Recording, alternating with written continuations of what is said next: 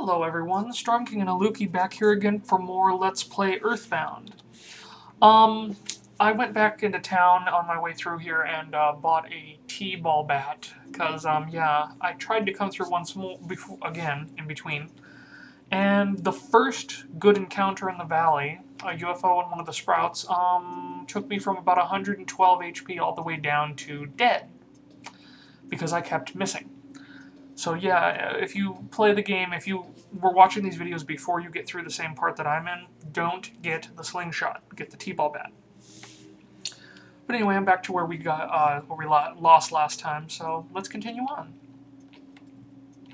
Now, to the right is where we need to go, but if you go left, we can get another item. This one's pretty useful.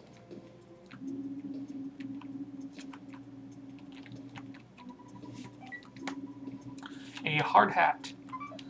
Now we're going to want to equip that. Let's see, that would be other. Ooh, yeah. Look at that. 9 additional defense. Oh, for anybody who's wondering, the baseball bat, the T-ball bat, compared to the slingshot, it's a loss of 5 offense, but in the end, it's made up for. Big time. When you hit almost every time, compared to almost never hitting. Yeah. Well, I don't like these guys, so let's use Psy.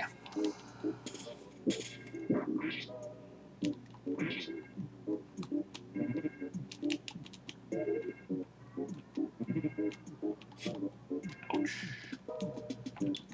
Come on. Let's try that again. Die this time? No. Crap.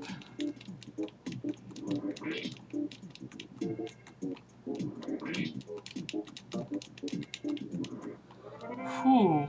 I'm lucky. Could have very easily died there from that. Now let's heal. Okay, 91 ought to be good. No, that's not the way to go. Bleh.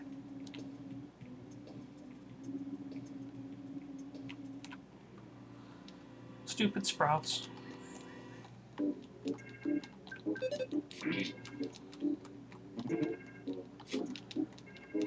1 HP. See, that hard hat's pretty good. Off to my defense quite a bit. Especially for this low level.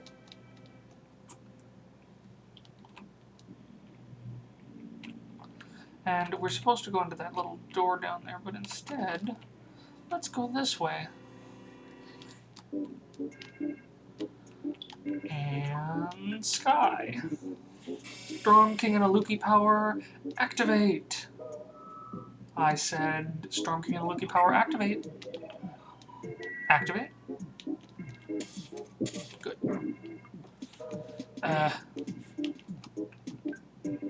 Fine.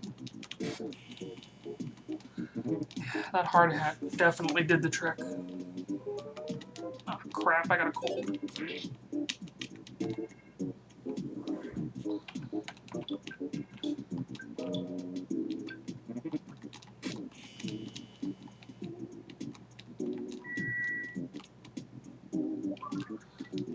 I hate having a cold in this game. I mean, that poison effect is just crazy. 4 damage at this level per turn? That's insane. Later on you end up getting ones like the flu. I think that's a more powerful version of the same. I don't know, I didn't do a proof playthrough of this. I've played through the game a few times, like a good 5 or 6 times over the years, but I haven't played it recently. Another oak. Not a professor, though.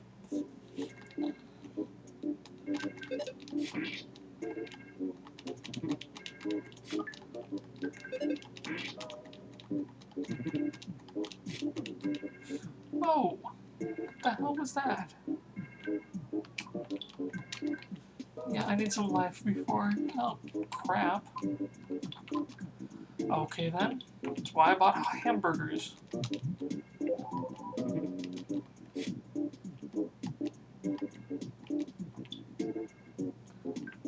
That's not gonna do a whole lot of good. I need to eat more burgers. There we go. That ought to put me high enough. Cool. You gotta make sure you have enough health to, you know, take that big explosion that he does when he dies. And they will always do that. 50 should be enough. I'm hoping for 50 is enough. Come on. Okay, cool. So apparently you'd need about 40 plus. Be careful though, I usually try and get 50 or 60 at least. It's not something you want to die on this close to the end. Ooh, a cup of life noodles. Now, what does a cup of life noodles do? I think that's the first one we've seen, right? Revives a friend who is unconscious. In addition, it also works well on poison, nausea, cold, sunstroke, falling asleep, uncontrollable crying, and feeling strange. This is effective when you have paralysis or have been diamondized. In other words, this is your cure-all, like, panacea. Okay? If you use it, it'll cure any status ailment, including being passed out or dead. So, yeah. Too bad we can't go back and use it on Buzz, but whatever. Let's use up these things. Oh, for anybody who's wondering, that Meteorium from before, I went and sold that. It sold for $1,000, so yeah. I was just trying to make room, but that's pretty good. I also got a level up while I was recording the other videos, actually 2 of them. One gave me nothing but 1 HP, that sucked. But the other one gave me like 3 offense and 3 luck, which is pretty good, and then it also gave me 15 PP. That's a pretty good upgrade. Your stat boosts from levels are completely random, so don't bother trying to like farm them thinking you're going to get like some great thing if you just do a bunch of them. If you really care about your stats, I would suggest just saving before you're going to level up and keep trying over and over again. If you're lucky, you'll get a really good one. There we go. Unfortunately, I don't think there's anything I can do to get rid of the cold.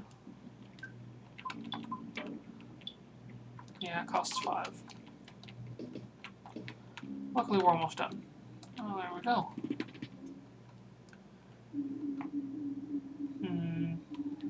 Another cave. Oh, snakies. Hi, snakes.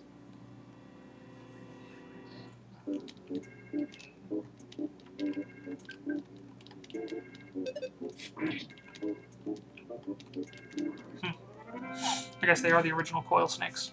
Way too easy.